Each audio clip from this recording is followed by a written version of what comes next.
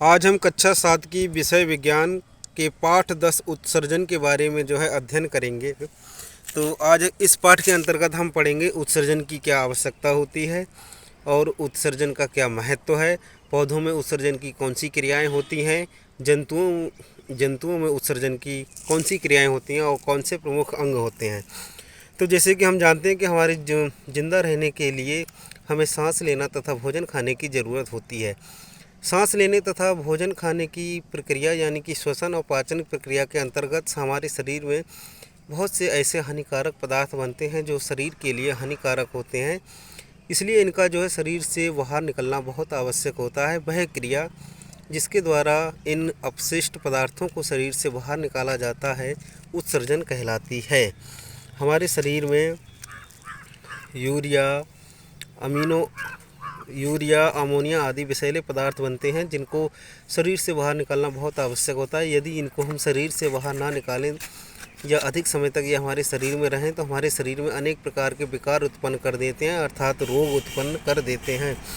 जैसे कि हम दूध, दाल, अंडा, मांस, मछली खाते हैं तो इनके पाचन से हमारे शरीर में अमीनो अम्ल बनता है। यह अमीनो अम्ल अतिरिक्त होता है वो यकृत के द्वारा यूरिया में बदल दिया जाता है।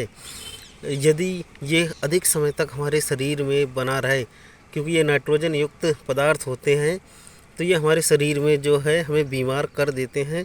यूरेमिया नामक बीमारी हमारी इसी से बन जाती है। अब अगर हम देखें मानव का उत्सर्जन तंत्र है तो मानव का शरीर जैसे कि हम लोग जानते हैं बहुत ही जटिल है। यहाँ पर जो भी जटिल पदार्थ बनते हैं वो हमारे ब्लड में पहुँचते रहते हैं और ब्लड के द्वारा यानी कि रक्त के द्वारा ये हमारे वृक्क में आते हैं। और मनुष्य का वृक्क है वो सेम के फल के आकार की तरह होता है और रीढ़ के दोनों तरफ स्थित होता है। इसका बाहरी भाग उभरा हुआ तथा आंतरिक भाग पिचका हुआ होता है। शरीर में इसमें धमनियों द्वारा रक्त आता है तथा सिराओं के द्वारा रक्त वापस जाता है। और इसमें हमारे रक्त छलने के बाद इसमें जब इसका रक्त आता है हमारे शरीर में धमनियों के द्वारा, तो इसमें हमारे सभी उपयोगी अनुपयोगी पदार्थ दोनों तरह के पदार्थ होते हैं, जैसे ग्लूकोज, विटामिन, अमीनो एसिड होते हैं। छलने के बाद इसमें से उपयोगी पदार्थ हमारे शरीर में अवशोषित कर लिए जाते हैं तथा अनुपयोगी पदार्थों को ये जल के साथ क्रिया करके मूत्र वाहिनी के द्वारा मूत्राशय में इकट्ठे होते रहते हैं, जिन्हें समय समय पर शरीर से बाहर निकाल दिया जाता है। यह क्रिया उत्सर्जन तंत्र कहलाती है। मनुष्य के उत्सर्जन तंत्र में हमारे वृक्क हैं, मूत्र वाहिनी है, मूत्राशय है और मूत्रमार्ग, ये प्रमुख अंग होते हैं। एक चीज़ हमने देखी होगी कि हमें गर्मियों की अपेक्षा ठंड में अधिक मूत्र आता है। तो इसका कारण ये है कि गर्मी में शरीर के ताप को कंट्रोल करने के लिए हमारे पसीने के द्वारा अतिरिक्त जल की मात्रा निकाल दी जाती है, जिस कारण मूत्र कम बनता है। ठंड में चूँकि हम लोगों को पसीना नहीं आता है, जिस कारण ठंड में हमें मूत्र अधिक आता है। और हमारा अपशिष्ट पदार्थ है कार्बन डाइऑक्साइड, ये हमारे फेफड़ों के द्वारा फेफड़ों में पहुंच जाता है रक्त के द्वारा, और जहां से उच्च वसन की क्रिया के द्वारा शरीर से बाहर निकाल दिया जाता है। इस प्रकार हम देखते हैं कि मनुष्य के प्रमुख उत्सर्जी अंग हैं हमारे यकृत और वृक्क और त्वचा, फेफड़े और बड़ी आंत आदि उत्सर्जी अंग हैं। अन्य जंतुओं के अगर हम उत्सर्जन अंगों की बात करें तो सभी एक कोशिक जीव जैसे कि अमीबा, प्रोटिस्टा, इनमें किस प्रकार उत्सर्जन होता है, क्या इनमें भी उत्सर्जन अंग पाए जाते हैं। तो जितने भी हमारे एक कोशिकीय जीव हैं, इनकी बाहरी कोशिका जल के संपर्क में रहती है, तो इनमें कोई भी विशेष उत्सर्जी अंग नहीं पाया जाता है। ये अपने शरीर से विसरण क्रिया के द्वारा बाहर निकाल देते हैं। इसके अलावा जितने भी हमारे इन सभी में उत्सर्जी अंग जैसे हमारे स्तनधारी, कीट, मनुष्य, क्या इन सबके उत्सर्जी अंग एक समान है? नहीं है। जितने भी हमारे चपटी कृमि होते हैं उनमें जो है उत्सर्जन की क्रिया जो है अधिवृक्क द्वारा होती है, वहीं हमारी जो है केंचुआ में जो है उत्सर्गिकाओं के द्वारा होती है, जबकि कीटों में मैलपीगी नलिकाओं के द्वारा होती है। और क्या इन सभी के उत्सर्जी पदार्थ क्या समान होते हैं? तो नहीं होते हैं। जितने भी हमारे एक कोशिकीय जीव हैं इनका प्रमुख उत्सर्जी पदार्थ जो है अमोनिया होता है। जैसे हमारे अमीबा, पैरामीशियम और हाइड्रा और जितनी भी हमारी मछलियां हैं ये सभी उत्सर्जी पदार्थ के रूप में अमोनिया को निकालती हैं। वहीं हमारे जो है उच्च कोटि के जो जैसे कि स्तनधारी हैं इन सभी में जो है उत्सर्जी पदार्थ यूरिया होता है। और वहीं हमारे पक्षियों में जो है उत्सर्जी प्रमुख उत्सर्जी पदार्थ जो है यूरिक अम्ल होता है। यहाँ पर कुछ तथ्य हैं, जैसे एक मनुष्य प्रतिदिन जो है 1 से 1.5 लीटर तक मूत्र का जो है उत्सर्जन करता है। हमारे मूत्र में जो है 95% जल, 2.5% यूरिया और 2.5% अन्य पदार्थ होते हैं। मूत्र का जो हल्का पीला रंग है वो उसमें एक वर्णक यूरोक्रोम की उपस्थिति के कारण होता है। और जब हमारी वृक्क जो है कार्य करना बंद कर देते हैं तो रक्त के छनने की क्रिया रुक जाती है, तब हमें जो है अपोहन यानी कि डायलिसिस की आवश्यकता पड़ती है।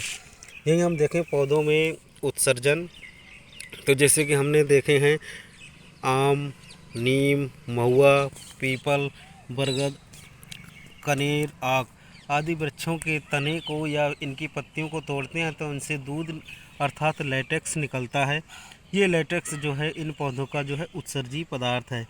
वहीं बबूल, आम और नीम में जो है गोंद जो है इनका उत्सर्जी पदार्थ होता है।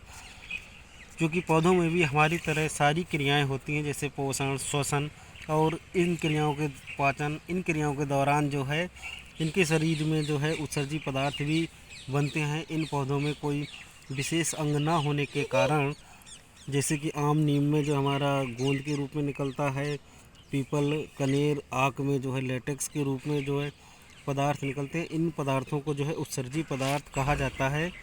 और ये उत्सर्जी पदार्थ मनुष्य के लिए उपयोगी हो सकते हैं। अब जैसे नीम, बबूल, हींग से हमें जो है गोंद या रेजिन मिलता है। वहीं चीड़ से जो हमें तारपीन का तेल मिलता है।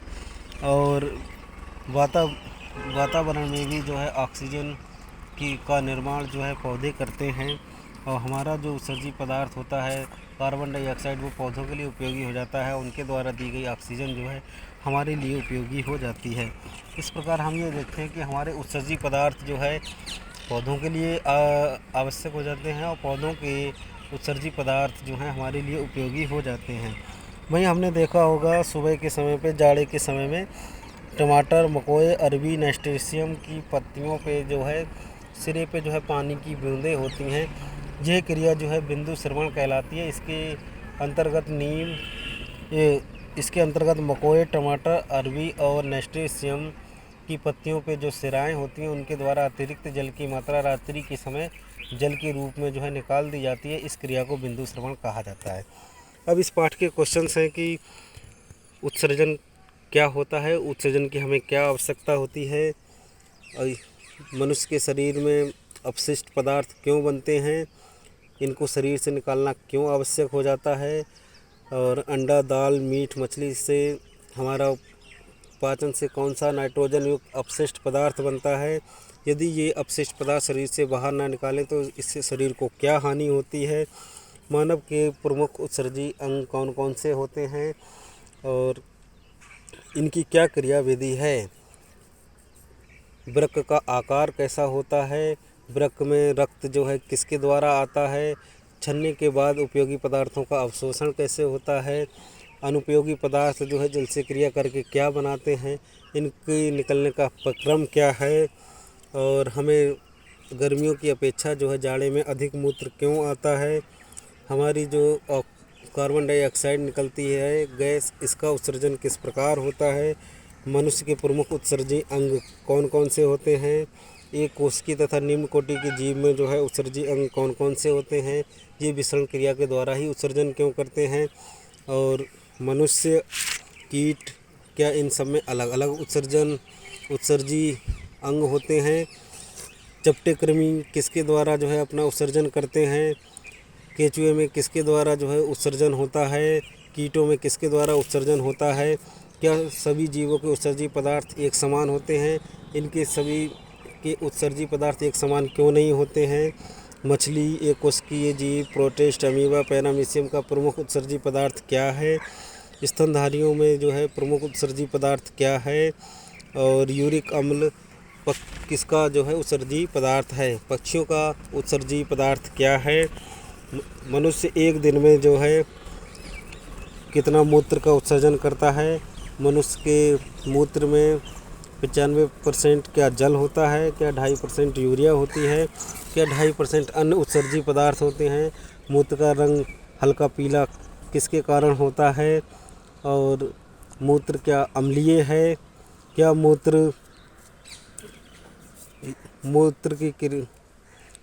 बनने की क्रिया कब रुक जाती है, हमारे शरीर में उत्सर्जन की क्रिया रुक जाने पे हमें किस क्रिया की आवश्यकता होती है, क्या इसको डायलिसिस कहा जाता है, पौधों में उत्सर्जन क्या होता है, कनेर के फूल या पत्तियों को तोड़ने पे तने से जो है दूध निकलता है, क्या वो उनका उत्सर्जी अंग है, क्या महुआ, आम और पीपल का उत्सर्जी अंग जो है गोंद होता है, इनमें उत्सर्जन मनुष्यों की भांति क्यों नहीं होता है, क्या इनमें कोई विशेष अंग नहीं होते हैं, यदि विशेष अंग नहीं होते ये तो ये किन विधियों के माध्यम से अपना जो है उत्सर्जन करते हैं, क्या पौधों के उत्सर्जी पदार्थ हमारे लिए उपयोगी हो सकते हैं, क्या हमारे उत्सर्जी पदार्थ पौधों के लिए उपयोगी होते हैं, बिंदु श्रवण क्या है, बिंदु श्रवण की क्रिया किन किन पौधों में होती है। तो इस प्रकार ये हमारा कक्षा 7 का जो है उत्सर्जन पाठ था। इस पाठ से संबंधित सारे प्रश्नों को कवर किया गया है। तो इसमें जो हमारी राष्ट्रीय आय आधारित परीक्षा है उसको भी जो है सभी संभावित जो है प्रश्नों को पूछा गया है। अगर किसी को कुछ भी समझ में नहीं आता है तो वो कमेंट करके भी पूछ सकता है। और अगर आपने कुछ नया सीखा हो तो इस वीडियो को लाइक करें, कमेंट करें। Thank you.